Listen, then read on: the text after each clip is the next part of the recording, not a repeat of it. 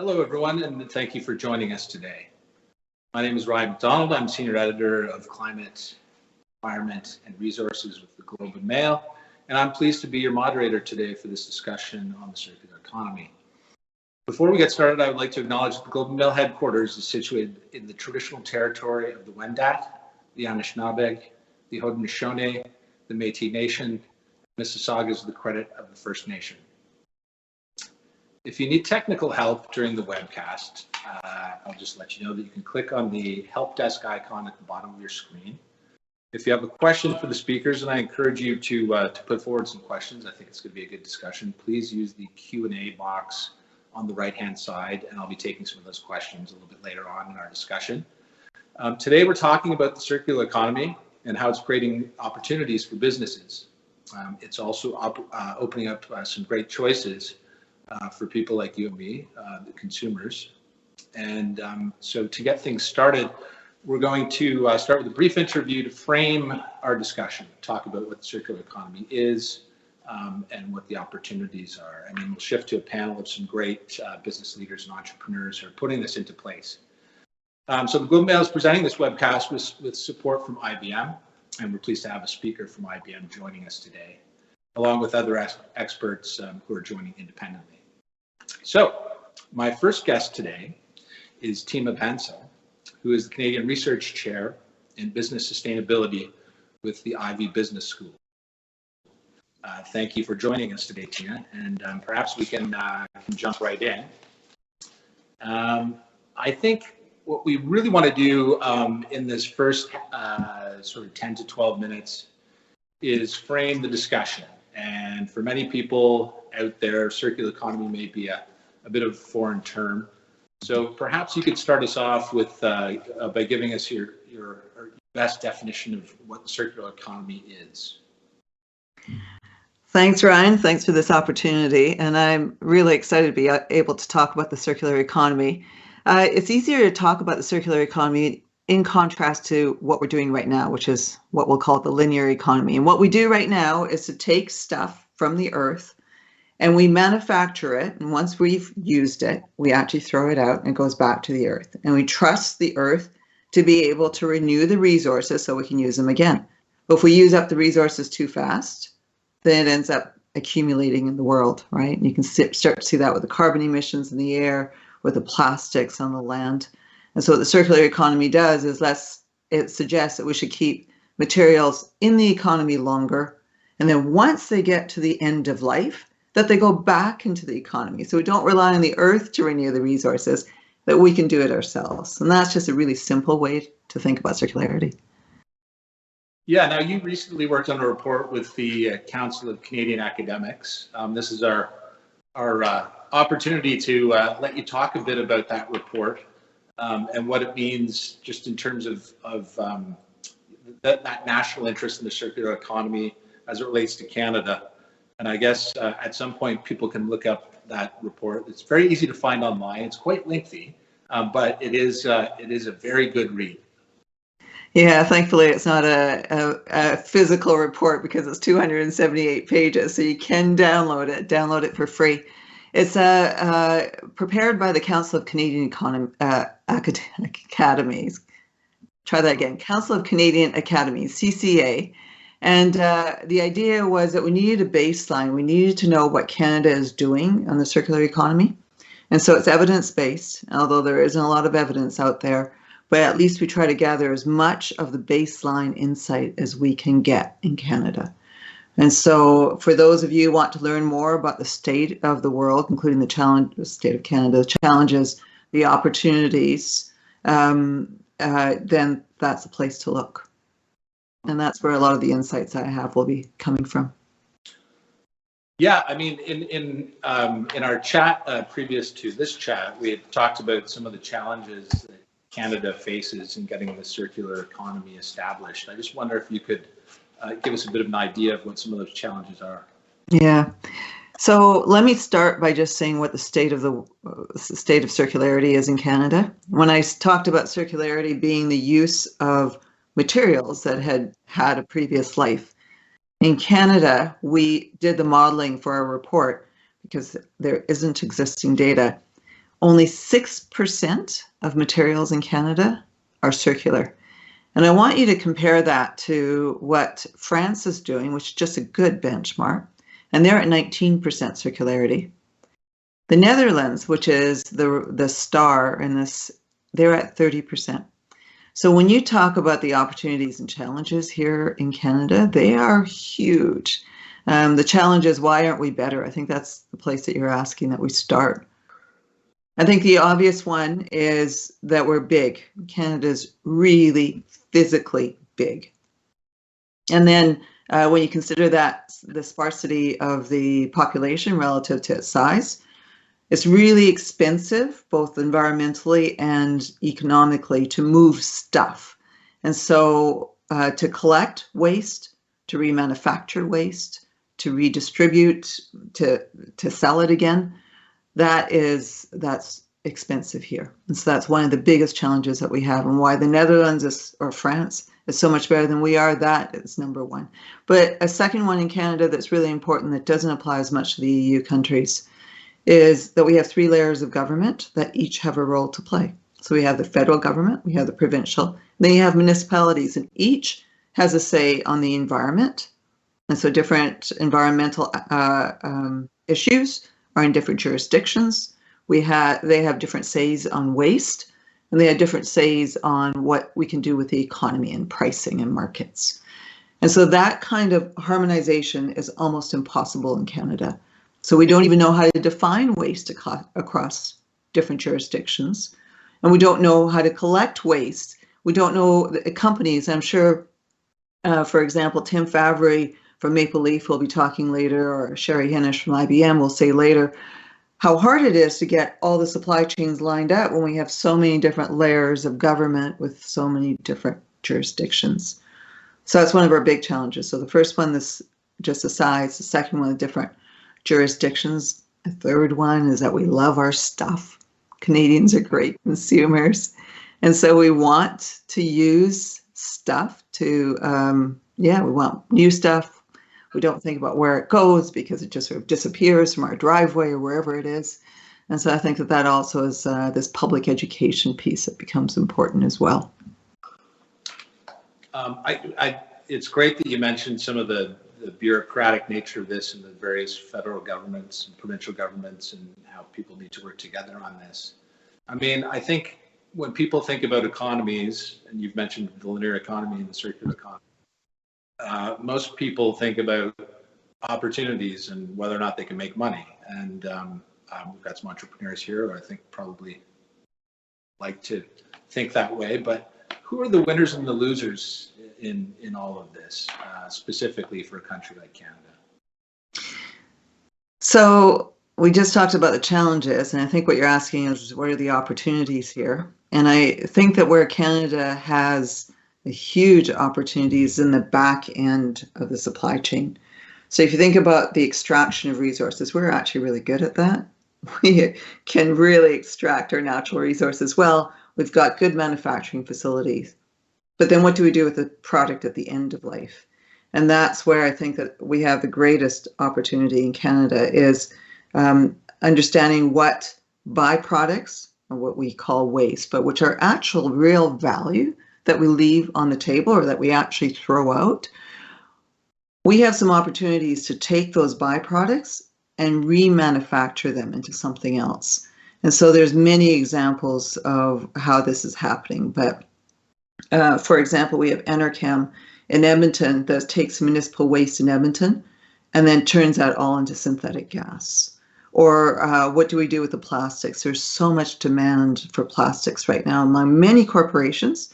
They're going towards reducing their use of plastics or towards net zero carbon emissions, which means using fewer plastics. So they have the demand, but we don't have the supply of recycled plastics. And so I think that there's a huge opportunity right now for SMEs, especially, to be disruptive, because corporations are asking for this. They don't know what to do with their waste. And if SMEs were there, small, medium-sized enterprises, to collect that waste and to somehow introduce that into the economy, that'd be a great opportunity. Yeah, I mean, I just want to go back to one thing that you mentioned, which was the Canadians really like their stuff, and yes, we do. And I think part of what the challenge for government here is how to begin this conversation.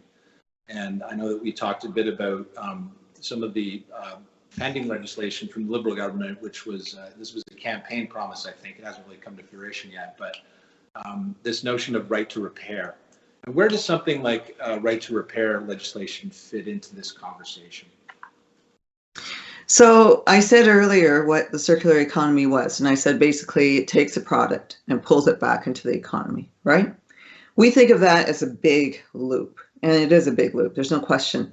But there are, in fact, if we can capitalize on the smaller loops, and I mean literally capitalize on the smaller loops, we can actually make circularity a lot easier to execute. So what does that mean? That means that keeping products in the economy longer, so including the shared economy. So if I have someone that can use my tools, someone who can use my car, someone who can use my accommodation, you can see where I'm going with Airbnb and Uber type services, but they can actually enhance the use of products. But this is where I think the right to repair becomes important, is that right now, if we repaired our stuff rather than throwing it away, wouldn't that be remarkable? It could keep stuff in the economy longer. And not only that, I wouldn't have to replace things. So let me give you the example.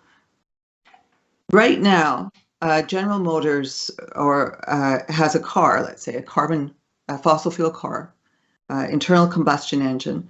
And we know with internal combustion engines, we could fix them in the past. And we would take them to the repair shop, they would fix them, then we would get to use the car for longer. What do you do with an electric vehicle? If Tesla owns the right to repair, that means we have to take it back to Tesla and they can jack up the prices. We jack up the prices, we pay more, and then we say, I don't know if I want to pay for that. I might as well buy a new car. My old car gets disposed. The right to repair needs to lie in the hands of people, consumers, not in the hands of the companies. And companies want to hold on to the right to repair because they say it's intellectual property. Electric vehicles, cell phones, almost any kind of computer product, the companies are increasingly holding the right to repair. Canada does not have legislation that allows consumers to hold their right to repair. And there is a massive change in the US. Joe Biden last year had an executive order that asked the Federal Trade Commission to put guidelines together for the right to repair. Now Microsoft and Apple both at least allow people to repair their stuff. I don't know if it's going to discredit the warranties, though. So I don't know if they've gone as far as they can, but we're moving in the right direction. Right. So the U.S. is moving in the right direction, but we still seem to be lagging. So what are the risks of Canada, that is, ignoring this move towards circular economy? We'll be left behind. I think one of the coolest things, and you'll hear this from our next guests as well, Julie from Loop and Bilal from SolarX, that there are some really neat innovation opportunities for Canada. I think actually Maple Leaf is doing some really cool stuff here as well. But if we don't innovate, there'll be others that provide what we do. Okay, there's the innovation opportunities. There's the environmental costs that we're currently paying for. And they are just going to get higher and higher as we reach tipping points. If we don't move to circularity, there is an environmental issue at play. And the last one is social justice. Who suffers most in a linear economy? It's people in remote communities, people who usually are at lower socioeconomic classes. I think circularity builds community. It builds the opportunity for smaller companies, for communities to rebuild locally. So if we don't do it, we'll be left behind. I think we'll miss opportunities. Yeah, I mean, I think that's a great point to sort of wrap on, which is, what are those opportunities? And you've spoken to a couple of them for a small business. Do you want to expand on that a bit? Well, like I said, I think that the back end of the supply chain, it's really exciting. But I think what's really neat, though, I'm going to use Loop as the example, is that they didn't. to me, their magic, and we'll hear from Yuli later, but their magic is in not replacing packaging by more biodegradable packaging or less of it. They actually upcycle the packaging. So now I get better tasting ice cream in a container that I can use and reuse and reuse. And so I think that thinking differently about the way that we live and operate is where the opportunities really lie. That's great. I love that notion of magic and bringing new products as opposed to introducing this different notion. But we'll have to leave it there. And I just want to say thank you to Tima. You've really set the stage for us. And as you mentioned, we're going to get into it with some great insights with some of our guests here who are doing this and who are working on the front lines. So I'll jump into the panel discussion now. So for today's panel discussion, we have a group of business leaders who are using some of these concepts, obviously, that Tima just described. And I'll introduce them now. First, we have Sherry Hinish. She is Global Executive Partner focused on sustainable supply chains, finance, and circularity with IBM. And next up, we have Julie Poitras-Saulnier. She's CEO and co-founder of a company called Loop Mission, who you heard Tima mention. And also joining us is Bilal Jarmakane. He is Managing Director and founder of SolarX, also mentioned by Tima. And last but not least, we have Tim Faveri, Vice President of Sustainability and Shared Value with Maple Leaf Foods. So I'd just like to say welcome to everybody. I'm looking forward to a great discussion. I think Tima provided us with a great base. Why don't we jump right in? And since we were talking about a loop, we might as well go to Loop. And Julie, your company, Loop Mission, is a great example of a business growing up and taking on the circular economy with both hands. So can you tell us a bit about Loop and how you got started and what you're trying to achieve? Yeah, sure. So Loop Mission is actually, it really started with a problem to be solved. I was working at the time as a sustainability specialist in the food industry. And I was a big believer in circular economy. And my dream at the time was to create a business that the more you sell of something, the better it is for the world. And I thought it was really difficult, being a sustainability specialist in a bigger corporation, to really try to have the leadership team on board and to really convince them of the added value of sustainability. And it was really seen as how can we do less bad and not necessarily more good. So I was in that state of mind when I got a phone call from the most important produce distributor in Eastern Canada.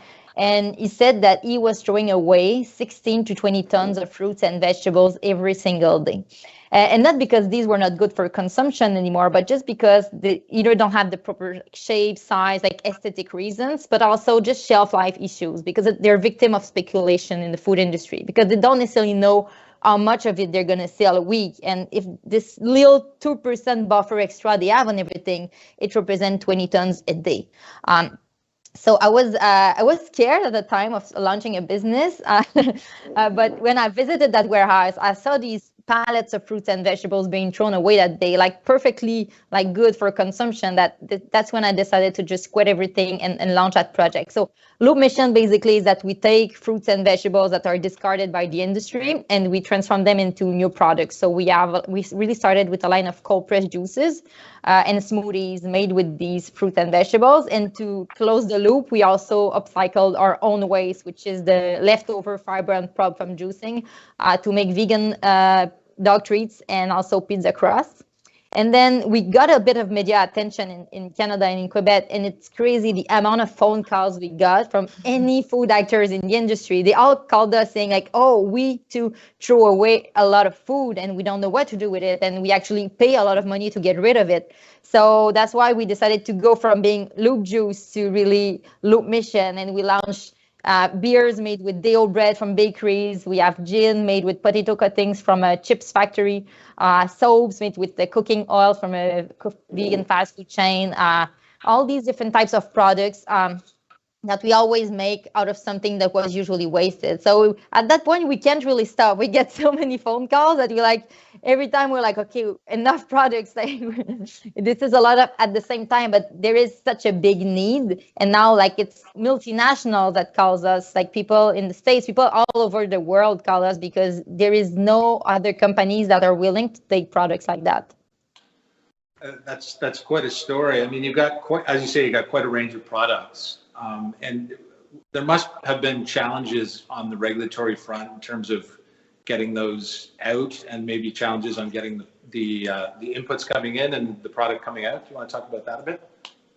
Yeah, there was not much issues in terms of regulation because we realized that what we were using were actually perfectly good for consumption. It's just they're going to be ripe in 3-4 days, and the whole cycle of distribution may take 2 to 3 weeks. So that's really the industry model that needed to change. But we definitely faced some issues when we started the project. We didn't want to have a factory. We just wanted to like work with the co-manufacturer that will make the products for us, and we would manage the supply chain, the sales, and the marketing. But we soon realized that there was a lot of issues in terms of logistics and operations. It can be really challenging because we work with inconsistent supplies. We have like a lot of like different level of maturity, and we have really short shelf life. So we would call the co-manufacturer and say, okay, we have like 50 pallets of grapes and we have 3 days to press them only. And for any type of company, it's impossible to fit that in their schedule of production. So to make it work, we had to build our own factory and to really build our own model around that. We really had to rethink the way we think of business. Like usually when you launch a product, you look at what's trendy now, what the consumers want, and you always try to have like the thing that's like really trendy right now. But when you work with overstock, you need to go the other way around. So that was one of the issue at the beginning. We have to look at what's available, what's being wasted, and then try to create something that's going to sell and that's going to work without that waste. So it's a whole different type of thinking. And the other issue I'll say we had at the beginning is really how are we going to sell that to consumers? Because as you know, in the food industry, it's always about like how premium this ingredient is. We always talk about this ingredient that is so, this is the best quality in the market. That's we picked that harvested by hand, but we were talking about like, okay, we want to sell something that is premium, that is good quality, but it's made of overstock or something wasted. So that was a challenge at the beginning to say like, our consumers will be willing to buy that. Like, maybe they'll find it's an interesting concept, but they won't understand it and they won't want to consume it. So there was a lot of work too to find the right wording to ensure that people get it and that we can at the same time educate consumers and ensure and we have a demand for that and create a demand on the market from products that are upcycled. I think rethinking how the way that we do things sort of feels like the theme for this entire discussion, but I want to, and we have some established businesses here as well that we'll get to in just a minute. But I did want to talk to the folks, the entrepreneurs who are putting new stuff into market right now. So next up, why don't we have a quick chat with Bilal? So you have an interesting story about what you're doing with your company, and I guess it started. It was in 2019. Do you want to just walk us through what SolarX is doing? Oh, I think. Sorry there. Yeah, thanks, Frank. I'd love to. Yeah, working now. So SolarX, we did start in 2018. And shortly after, I believe 1 year later, there was a brutal documentary that came out by Michael Moore called Planet of the Humans, which, you know, if you haven't watched it, I would not recommend it. It's filled with a lot of fallacies and really, you know, fake news, to use that term, is probably as accurate as you could use. And essentially what we found was that after that documentary came out, our social media was just flooded with homeowners and concerned business owners, you know, doubting whether or not solar is actually sustainable and beneficial to the economy and the environment. So, you know, we definitely wanted to solve this problem. We saw a real concern, and we saw that, you know, nobody in Canada in the solar industry was actually doing something about this. So we set out, we looked for a lot of recycling partners. We searched all of North America really until we finally were able to partner with the right one. And then we implemented it, got the recycling, process down packed. And then we quickly came to realize that a lot of these panels that were sort of headed to the recycling facility were actually still fully functional and had a lot of years left over. And, part of a circular economy, when I think of it, I always think of the 4 R's of, trying to be as zero waste as possible. And, one of those would be to reuse something. So you have reuse, reduce, refuse, and recycle. And so, these panels, to me, it was a waste to recycle them. So we looked for initiatives to use panels and to give them sort of a second life. And that's when we actually partnered with a company that was willing to ship the panels to Africa for free for us. At the time, COVID had not yet hit. Shortly after, supply chain completely flipped on its head, and that was no longer an option for us, unfortunately. So we looked internally in Canada and found some great organizations we were able to partner with and to identify communities here in Canada that could use secondhand solar, is what we call it. So right now we're working with a few different communities. One of them would be ICE, which is Indigenous Clean Energy. And we're helping to, really bring power to communities where they either don't have enough or at all, and trying to make a real impact. Yeah, I imagine many of those communities are northern communities too, and communities in need. So have you faced, obviously the supply chain challenge is something everybody's facing, but were there particular challenges in sort of adjusting your business model to go a little bit more domestic, or? If anything, I feel like it might have been easier in hindsight to think domestically. I immediately jumped to Africa because that's where I was personally raised. So I have a background and connection to Nigeria, which is where I grew up. So I immediately kind of linked the need over there. But you're right, there is actually a lot of need here, and a lot of it is in the northern communities. And when it comes to these larger solar projects, there is a large capital expense, so it really prohibits a lot of them from going solar. And once we're able to provide solar equipment for essentially zero cost, it really reduces those barriers and allows us to, make an impact with what we have.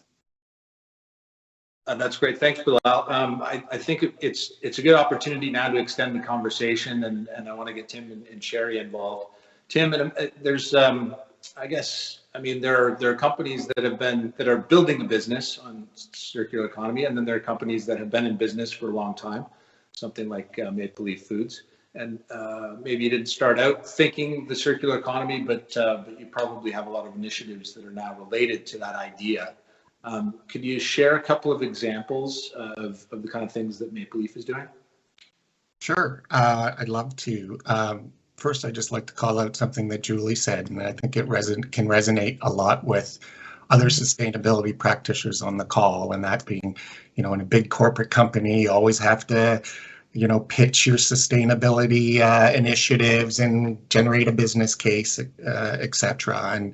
And I really, really feel for colleagues around Canada that are in those positions. I'm pretty fortunate. I work for a company that has a social purpose and the vision to be the most sustainable protein company on earth. So that's relatively new to the company, over 100-year history. We launched our purpose in 2017, and it's my job to embed sustainability right across the company and help us achieve that vision and that purpose. Circularity plays a big part. We are a farm to fork company, so completely vertically integrated on our animal protein side of our business, pork and poultry, from farm right to consumer brands on grocery retail shelves. And circularity starts at the barn. 100% of the manure produced by our animals goes back to farmers' fields as organic fertilizer. That is a practice, obviously, that has been going on for generations.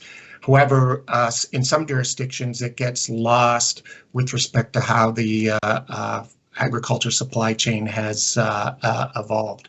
We're fortunate. All our hog operations, for example, are in Manitoba, and they have a very a world-leading manure management regulation that requires the circular economy around manure, and that helps Canadians in particular with greenhouse gas emissions, because one of the biggest sources for greenhouse gases in agriculture is the consistent use of synthetic fertilizer, not organic fertilizers like manure. When you go into our manufacturing and processing facilities, we try and embrace circular economy whenever we can on eliminating waste within the business, such as energy and water, etc.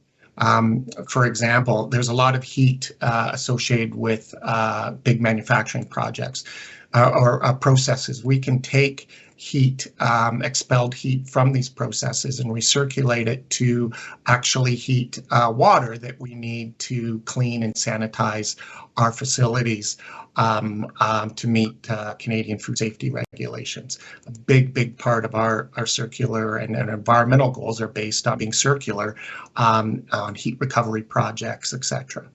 And then as well, consumers hold our products in their hand, and they look to be able to put the packaging into their blue box. That's a big challenge in Canada. Tima alluded to the regulatory challenges, etc. And this is evolving significantly with new regulations around the banning of plastics and extended producer responsibility. So big goals that we've set to have our packaging recyclable or reusable or compostable in a very short time period. But that's going to have to come with recycling infrastructure and supply chains to follow suit. And lastly, coming out of food manufacturing, and this applies to both plant and animal protein, and again, it'll probably resonate with Julie. But there are many cuts of organics that we have that can't make it to the food supply chain, and a lot of them we would deem inedible to people in the supply chain. But there are that output of our business is actually an input to a very vibrant supply chain behind the scenes that most people don't know about it. So they take these inedible organics, they render them, make a multitude of products like pet food and oils and soaps and fertilizer and a whole bunch of other products that are vital to Canadians and the economy, a big part of the economy. And more now, organics is seen as a very valuable input for renewable fuel. So lots of strategy around that in the food system. And with that, I think it comes collaboration and the need to scale these kind of projects as best we can. Yes, we've already had some interest in the idea of extended producer responsibility, and I think there's a way where we can bring everybody together based on what you just said about big business and small business, and I'll get to that in a minute. But I want to make sure that we get to Sherry to join the discussion here and give us some perspective. Obviously, Maple Leaf, an old company in Canada, IBM is. I think doesn't need a lot of introduction, but one of the oldest companies working along the lines of innovation and invention. And Sherry, you're big on this idea of mindset and expanding the idea of the circular economy. Can you describe what you mean by that? Sure, Ryan. I want to add another R to Bilal's 4 R's, and that's rethinking. I come from a supply chain background. I spent most of my life in supply chain. And I think that, frankly, we have the tendency to optimize and try and solve for problems that should not fundamentally exist in the first place.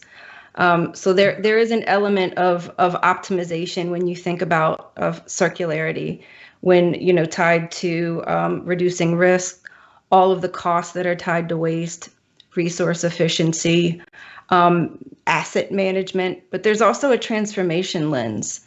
that I think that Julie and Tim and Bilal are definitely evangelizing, and that's we've designed our world this way, our networks, our products, and also the way that we think. So one of the ways that IBM helps companies is using design thinking and co-creation to think about things differently.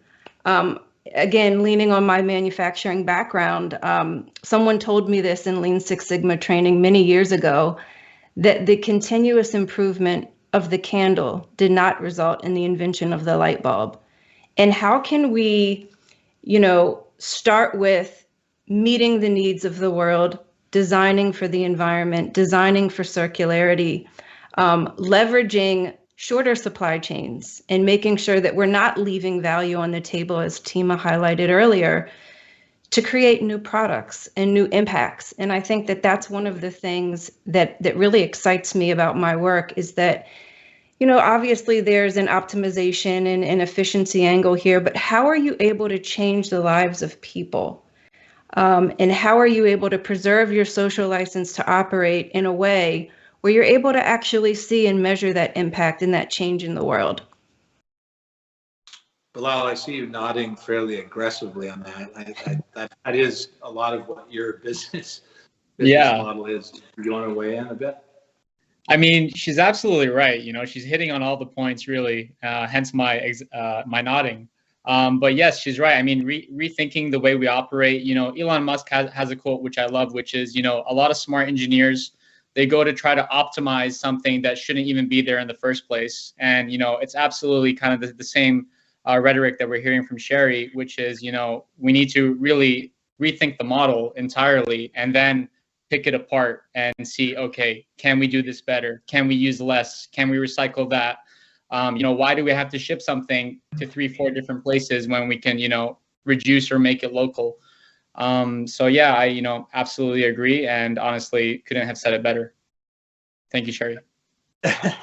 Is part of that rethinking, and this is where I'm going to try and bridge the bigger business with the smaller business idea, but is part of that rethinking the idea that, bigger companies are going to have to look to smaller companies to achieve that kind of innovation? I mean, Tim, you mentioned, the processes that leave that waste behind, and obviously, Julie, your business is based on something that is created by a larger company.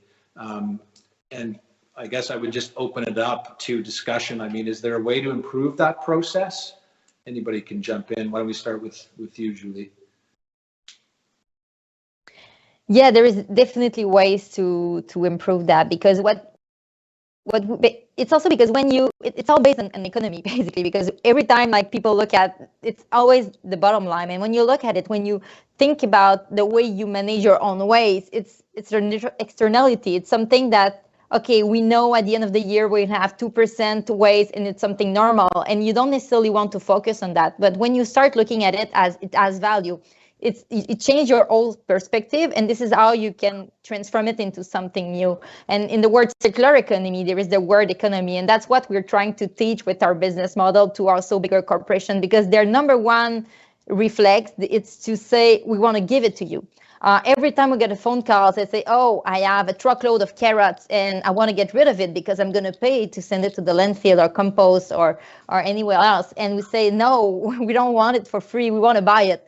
And it's super important for us to buy it because we want to show these companies that there is value in these fruits and vegetables or any type of food that is wasted. And I think that's also why the model works, is that we always try to find a win-win-win situation for everybody. It needs to be a win for us because we pay less for raw material than if we buy fresh or number one, but it's also win for this company that has this waste because we buy it from them. Plus, for the consumers, we can put up on the market a product that has a lower price because of the whole model and the fact that we can make it more affordable, more accessible. So it's all over the supply chain. Consumers pay for this waste because there is waste at every single step, and so there is a little extra that everybody has to pay. So when we want to bring big corporation into that idea and discussion of circular economy, I think we need to speak their language. So that's what we're trying to do here, is really to explain to them that there's going to be a value in terms of economy for them, in addition to being able to recreate something out of it. And we're also building this new component of our business, which is called Loop Synergies, when we're going to transform these leftovers products into ingredients that huge corporation can integrate easily as an ingredient into their products, because it's so complicated to work with waste. You need a lot of like manufacture and transformation to increase shelf life, ensure there's consistency. It's always the same thing from one production to another. So we want to be that middleman, because that's also something that's missing right now, is the middleman to connect these businesses together. And that's also the role we want to play. If there is no middleman, it's super hard for a big corporation. And I really get it why it's hard, because we see it even with our pulp. It's really difficult when my business is to sell juices or to sell these products, but my pulp from juicing, it's complicated to manage, and it's something like at some point you don't really see it as value. You're like, okay, this is our waste and this is normal, but it's really a change of perceptions. Yeah, I love that notion that the consumer is paying for the waste in a way. I mean, we've got two big corporations here. What's your perspective on that question in terms of how we improve the processes between big and small here?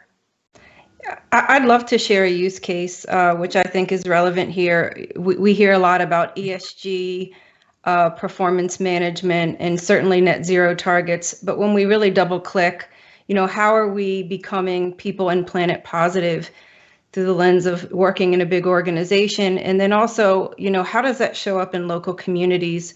And I really love the story of the Plastic Bank.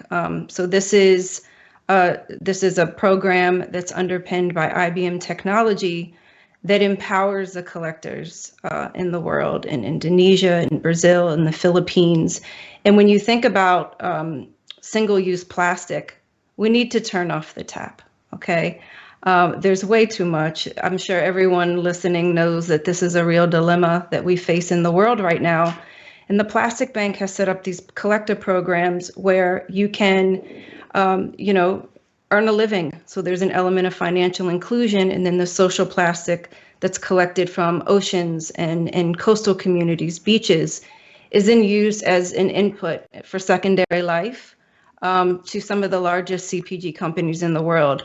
Hinkle is an example. In their new 100% social plastic dial packaging, which is pretty incredible when you think that not only are these folks who have been left behind in the linear economy, like Tima mentioned earlier, there's incentivized both through the big corporation, the local community. You have rewards, you have upskilling in the future of work and automation, so programs. And these are folks who are able to, have a livelihood and feel proud of participating in a global economy, and also showing up for sustainable product innovation. So that's one example, I think, where big companies, and again, a lot of this is data insights, automation. How do you connect all of these disparate silos that so many folks have talked about that happen in supply chains to really make change in the world and to make it real? Tim, do you want to jump in on this question? Sure. I'll just pull on one thread, and that would be what Sherry said around net zero. I think one of the biggest drivers that is going to push collaboration across all supply chains is this explosion of big global corporates of setting very ambitious greenhouse gas reduction targets and net zero targets.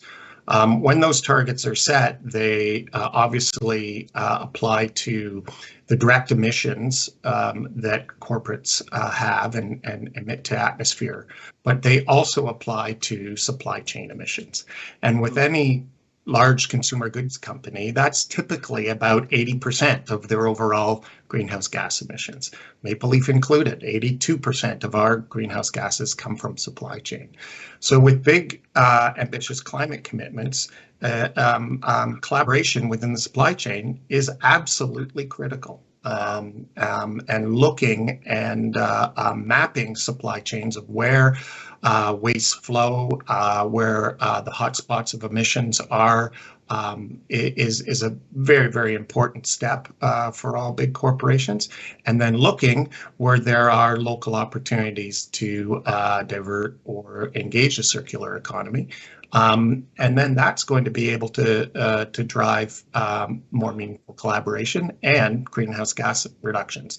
Anything that is a waste to any of our businesses is also a greenhouse gas emission. And it's nice to see, at least at the large corporate level, boardrooms and C-suites really taking action on climate. Yeah, I mean, those supply line emissions are really, I guess, what I would call scope 3 emissions, and I would imagine that that probably, or almost certainly, has a measurable impact on your ESG reporting as well. Well, I guess we're about half an hour.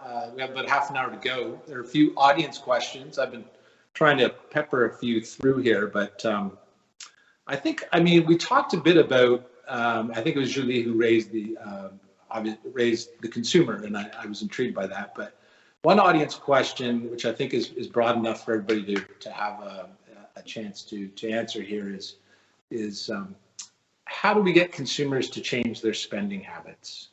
And is that a relevant question to ask when we talk about the circular economy? And maybe Sherry, do you want to take that one on to begin? Yeah, I love that question because it's a question of empowerment, that we have the power of our pocket and that we can actually make a difference. Again, coming from the supply chain angle, everyone on this call, you are the demand signal. So you are feeding the machine, and if you want the type of systemic change that we all do in the world we share, you start by choice. So choosing the right goods, the right services, the right brands to evangelize in the world. I think that that's a good starting place. The other thing is being a bit provocative here, the value intention gap. If people knew, would they choose differently? And I think that, we can argue either side, but a lot of people do want to make a difference, and that's only growing in a value-based economy. I like the idea of knowing where my goods come from, having provenance. Again, this is a data insights and automation, and I can give you an example. Thank My Farmer, where you can scan a QR code. There is, secured provenance. You can see the product's journey. You can interact upstream with the raw material supplier. In this example, it's the coffee supplier, wherever they exist in the world. We can say in Kenya, for example, and then you actually have the ability to thank your farmer and tip your farmer, where you can donate in-app toward a community-based sustainable development goal project or initiative. So I think connecting the first kilometer and the last mile of a supply chain and empowering consumers, giving them the right information to make educated decisions that are people, planet positive, and then also making them feel like they're a part of something much larger than themselves in that transaction. I think that that's really important. And we've seen a lot of this throughout the pandemic as people mobilize. I call them the unusual collaborators, from different industries and stakeholder groups, where you wouldn't necessarily pair them together. But when you're powered by purpose and you really want to make an impact, these are the types of magical things that happen. That's the human soul on fire. And that's what gives me faith in humanity, and certainly my role here at IBM. How do you communicate that message to the consumer? I mean, in a practical way, is it necessary to do something like that? I think what Sherry's saying maybe applies to your business, Julie, quite a bit. Is that something that you strive to do, to let consumers know where this comes from? Yeah, and we're always looking at that fine line, or how much we say to consumers and what's relevant for them. But what we realized too when we started the project is that for sure consumers want this, like, what's in it for me, and like they also have this personal needs when they buy a product. So yes, they want to connect to something bigger, and they want to have a product that has an impact, a positive impact, social and environmental, but they also want this product to fulfill their personal needs. So I think that's the really interesting part in circular economy, is that when the like eco-friendly products started a few years ago, there was always a compromise to make as a consumer. It was either like you had to buy a cleaning product, it was greener product, but it was like performing less well, or there was like the packaging that looked really like green, or it was also, it's more expensive. So we learned as a consumer that if you want to make the right decision, it was more expensive. And I think it's something really important also, is that we ensure that with circular economy, we can create products that are less expensive and that don't have any compromise in terms of performance of the product. So you can fulfill your personal needs while doing something bigger. And it's also, we see it as when consumers see that in addition to fulfilling their own needs, you have something really like that connects you to the world, basically.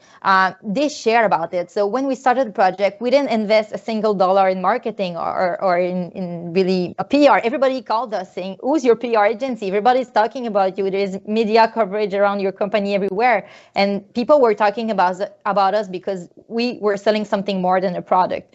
We were selling a mission. It was this cause that also created like this hype around the product. And it's really like, I think consumers are there and they're more educated than we think.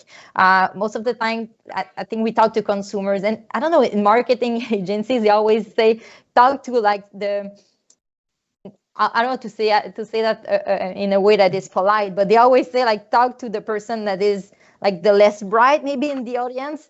But I think it's wrong. We need to consider that consumers are educated, and we need to be part of that education and to explain to them why this product is better and what is a supply chain that is sustainable. And we need to be part of that movement. So I think it's really important to understand that they are smart enough and they understand. And I don't know, marketing has always been about like make it super simple and make it for not the dumbest, but like it's always been like that. But I think consumers are smart, and we need to use that at our advantage to show them that the real value of sustainability and circular economy.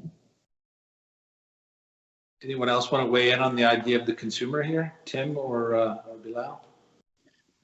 Yeah, to piggyback a little bit of what Julie said, there's definitely a market. There's definitely people that are interested and aware about this space. Obviously, we wouldn't be having this conversation otherwise. And, where I think this is going is I think it's following a very similar trajectory to, having carbon footprints and ESG sustainable scores.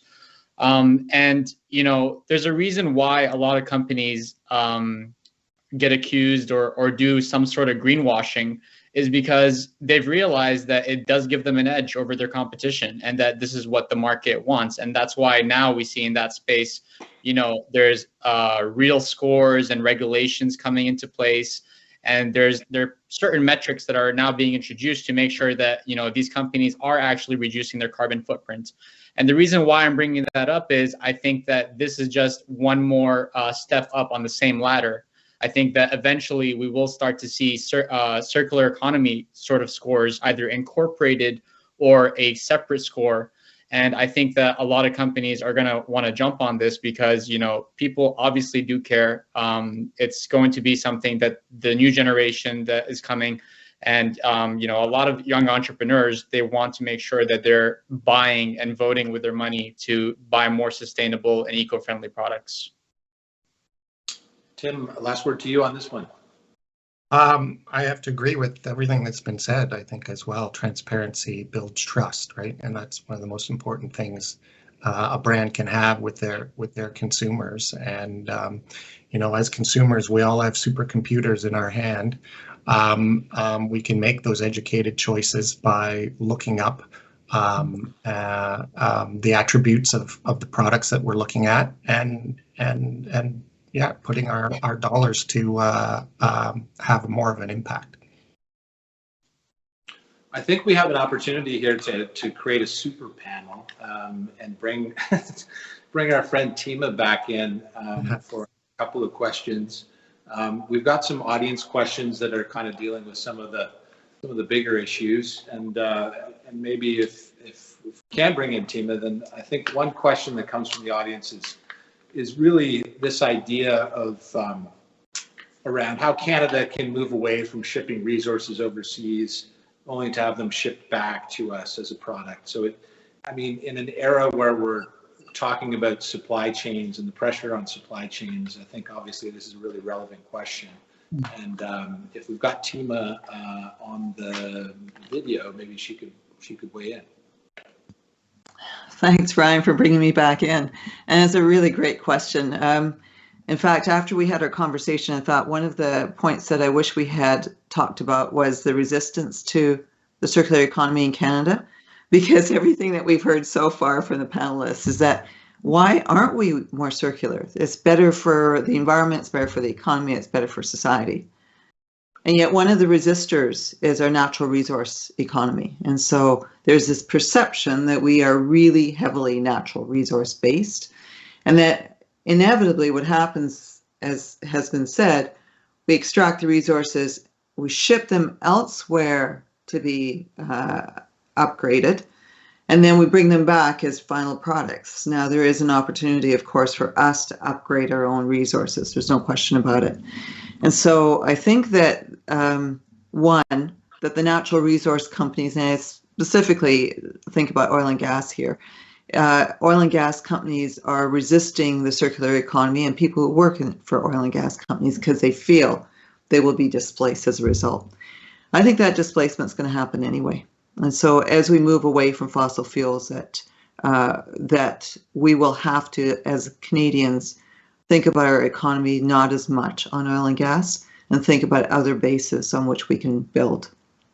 And so if this shift is going to happen, I say embrace that circularity right now and think about the manufacturing capabilities, capacity that we have to build locally.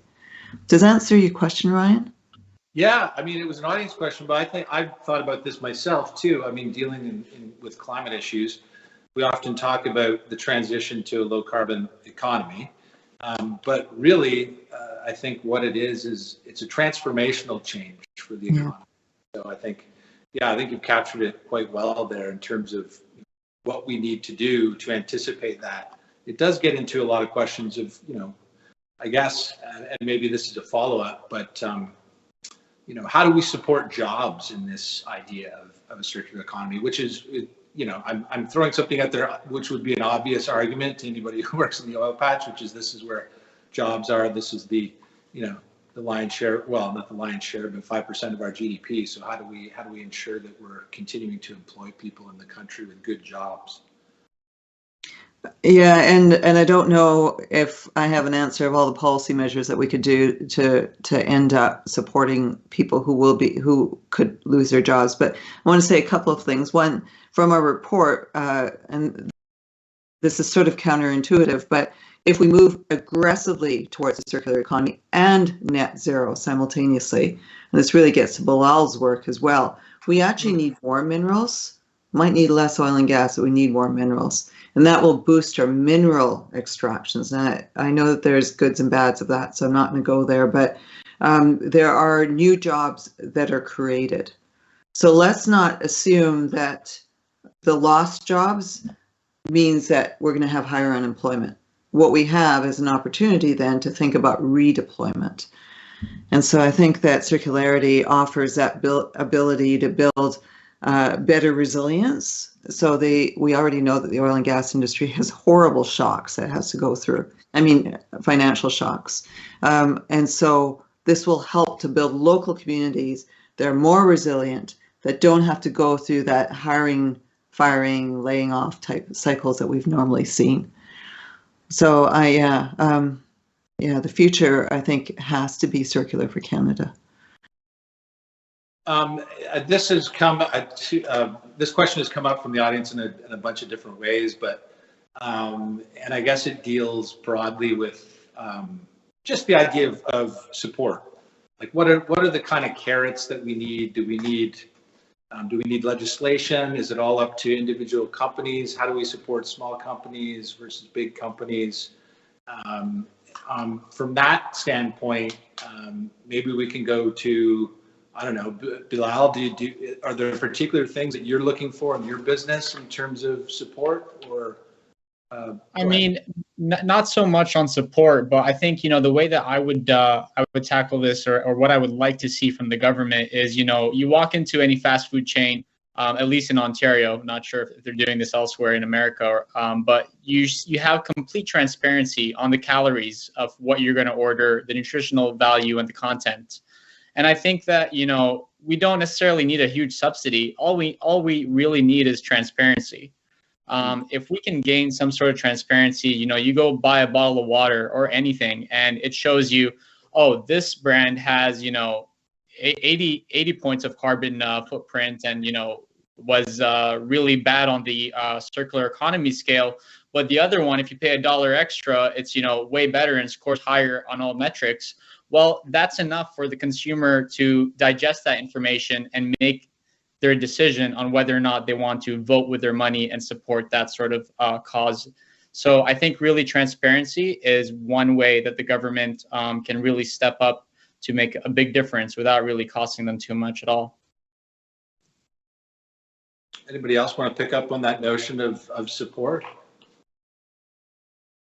Yeah, maybe I can jump in because we recently finished an investment round, and for us, we talk with a lot of funds. Most of them specialize in sustainability, and what I realize is in the economic world, in terms of like banks and investors, like there is no real criteria about sustainability, like to assess your business, because there is actually something that we don't consider in the economy is really the environmental impact of our operations and the value of like the services that ecology brings us, and any types of like just cleaning the air or cleaning water and everything that the ecology does for us. And there is no criteria, so nobody consider like the entire assessment of how much good you've done, and how can this be taken into consideration when you have an evaluation of your business, or when they say, okay, I'm going to invest in your company, or I'm going to loan money for you as a bank.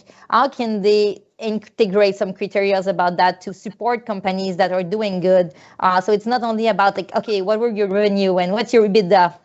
It's about like the environmental impact you had, and really how you can create something better for the world, and also better for like, because you create value not only for you, but you create value as when you do circular economy for all the other parties that are involved in the company, all the shareholders, all the stakeholders, let's say like the companies that we work with, for the consumers, the municipalities, because we reduce the amounts of waste and landfill. So there is so much added value that are not part of my financial statement, but that needs to be integrated in the model so that we can support these companies and ensure like we have more of them and it's easier for them to grow. I think Timo wanted to jump in on government support there. Go ahead. Sorry, I had to unmute myself. Thanks, Ryan. So we covered a little bit of this in the Council of Canadian Academy's report. There are some easy, low-hanging fruit that the government can do. One is data. We actually don't have data for the circular economy in Canada. And so imagine if the government actually just had a data collection process so that we knew where we are and we knew when we were getting better. But data can also be in other ways. And so this could be data of how much Maple Leaf Foods has and what kind of waste, and what kind of waste they produce, so that other businesses can come and say, okay, here's an opportunity for us. So that's a different type of data. So mandating data for companies so that they could find opportunities. And the second way in which, first way was data, the second way is in pricing. Our natural resources are so cheap. And so it's so much easier, so much cheaper for companies to buy virgin materials to manufacture than to use waste. And so we need to price natural resources, and I hate to say it, but we need a price on carbon, whether it's done through carbon markets or carbon taxes. And we need to have a price on waste. And so disposal fees are higher. I think that will motivate changes in behavior. And the third one, and this really goes beyond where government often sees itself, but I think it's an important opportunity, and it was already mentioned among the panelists, is that we need new forms of collaboration. I think Sherry called unusual collaborators. Yeah, and if government was playing a role in allowing people who wouldn't normally collaborate an opportunity to meet and greet and share ideas, I think that a lot of communities would see circular opportunities that they didn't see before. So regionally based investments to allow for sharing both of information and materials. Those are three government policies I think that can make huge differences. Tim, I'm curious to get your perspective on this question as well. Tima mentioned mandating waste disclosure, but I mean, are there other things that you would look to? I mean, the idea of regional conversations is a good one too. Yeah, big companies like Maple Leaf, we're very transparent disclosures already. You can go to our website and find how much waste we have and greenhouse gas emissions and how much energy we use, etc. And we get contacted all the time by innovators. For large companies, though, scale is really important. If we're going to make a meaningful impact on greenhouse gases or environmental footprint or food loss and waste, we need really proven solutions to make a dent in those big footprints.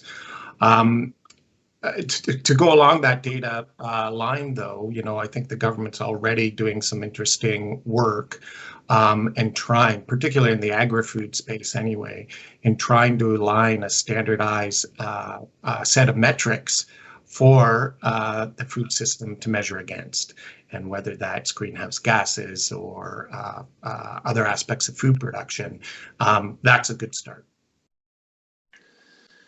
Well, I think I've mentioned government support, and I would be remiss if I didn't mention, I think, something that Julie brought up, which was financing, which, congratulations, it sounds like you've gone through a round of financing.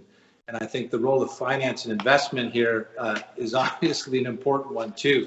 How does everybody feel? I mean, are we starting to see increasing investment in some of the ideas around circular economy? Maybe I could throw that to you, Sherry. Yeah, we definitely are. I think if I can just be, pulling in some recent insights, I think that there are a lot of companies, a lot of big brands who want to participate. And you mentioned carrot or stick, and where does the investment land? We also have to create a safe space where people can be transparent and not be caught on the carpet. I think that there are companies, and I won't name any here, but it's not a matter of not wanting to move forward.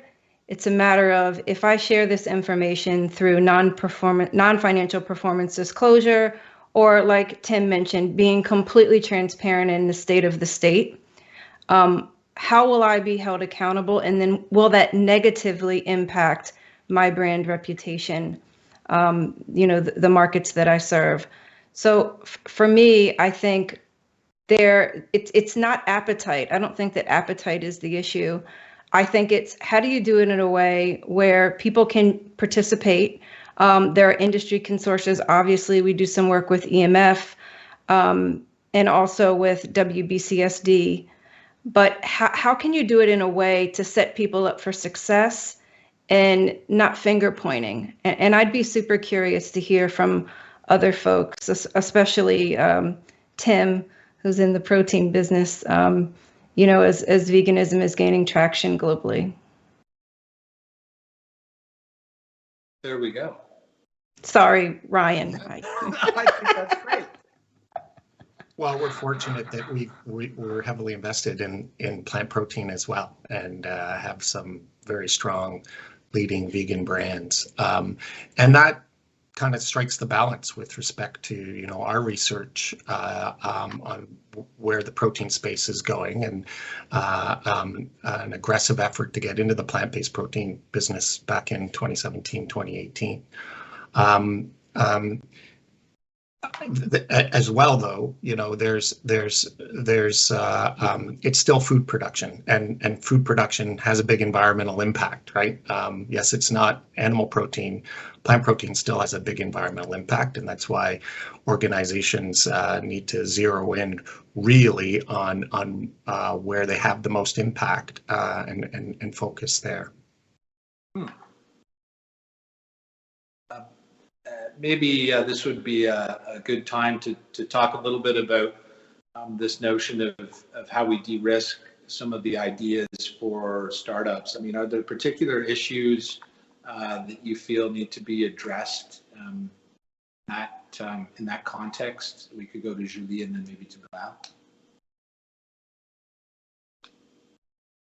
Not sure I got a question about the context of like startups to.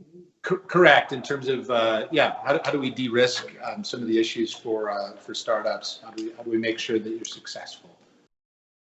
That's a really good question, because there is so many things into consideration, but I think we definitely need support at the beginning, because it's so intense starting a business, and you need support. We were lucky in Quebec. There is so many supports from the government when you launch a business. We got so many grants, and because also of our business model, we on that side, I don't have anything to complain about. I feel we were really lucky, and that we have supports now, and that these criteria, in terms of the government, it's really taken into consideration. Because of our business model, we had access to more grants than any other companies, and I think also if we could invest more or have more support in terms of R&D, that will help also the circular economy world, because as Tima mentioned, like there is a lot of resources here, but many of them are cheaper if we buy them from like all around the world, and when we buy from here, it's more expensive, and there is no like manufacturing companies that transform the goods or the resources into something new. And that was one of the challenge we had at the beginning, is for the packaging, for example, we wanted to buy PCR, like post-consumer plastic PET, and there is not enough PCR available in the United States or in Canada to supply the companies here. So the big corporations that get it, or even when there is a new technology that serves that could serve a lot of companies, they are most of the time bought by bigger corporations, so you can't even access them. So there was some concept really interesting about like recycling PET plastic that we could reuse, but as soon as like the technology was put onto market, like huge corporation that I won't name bought that technology, so small startups like us don't have access to it. So I think when it's something that serves the environment, or we could like have some support in terms of, okay, small companies can have access to that too, because it would just gain for everybody in the world that we all have access to these technologies. But most of the time it's just for big corporations only. So if there could be ways to help us, that would really be helpful. Bilal, do you want to pick up on that, on any of those ideas? Access is an interesting concept there too. Yeah, absolutely. And I think it does also go back to a little bit about what Tima was saying earlier on. The same way we have a tax on carbon, I really do believe eventually there's a case right now, but eventually there'll be a very strong case to have a tax on waste. And I believe that the tax that is collected through this initiative should go to subsidize initiatives like what Julie's doing over at Loop. Because really, if your work is kind of moving the needle forward on the progress of making a circular economy, I do believe you should be awarded or subsidized from the government to actually allow your work to grow more and, really contribute as much as possible and make a big impact. Because at the end of the day, it's for a good cause, and you're using the same money that you're making from taxing people who are wasting. So it's kind of double end solving the problem. Let the record show that Bilal was the first to bring up the idea of a tax. That's I think you got a future in public office. In relation to that, there have been a number of questions. I don't know if I can summarize them all, but a number of questions around the role of municipalities. And I think really what it speaks to is what Tima, you discussed initially, which is there are a number of jurisdictions that that have to work together to tackle this problem. So, and municipalities obviously deal with the regional questions. It's the most accessible form of government in a lot of ways. So I'm just wondering if you could talk a bit about those challenges again to sort of summarize for us.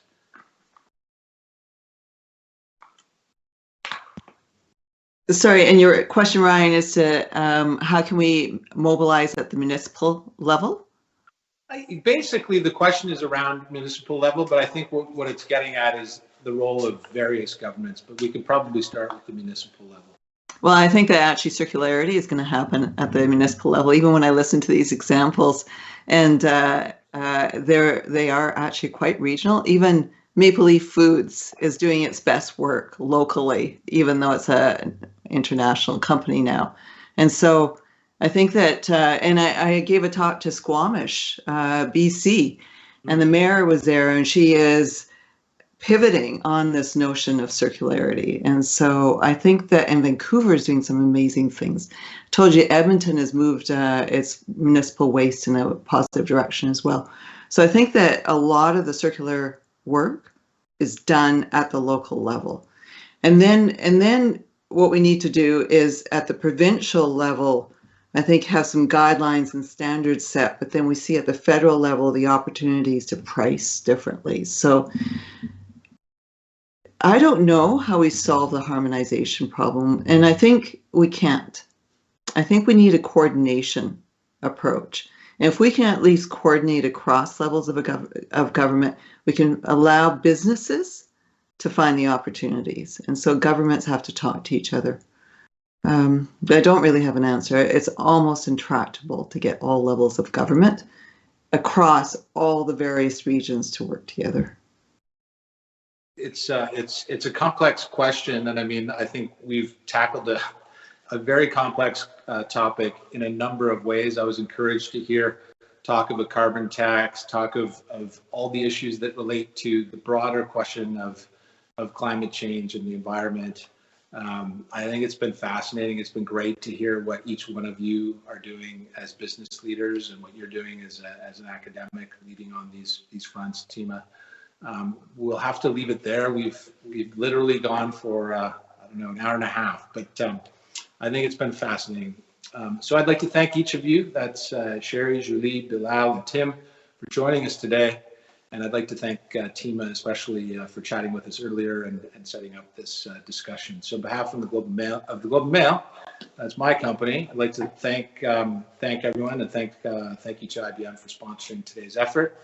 And of course, a big thank you to all of you, the audience, and a reminder that you can, or you will receive a link for the recorded webcast in case you'd like to watch a rerun in a couple of weeks. And thank you again to everybody, and enjoy the rest of your day.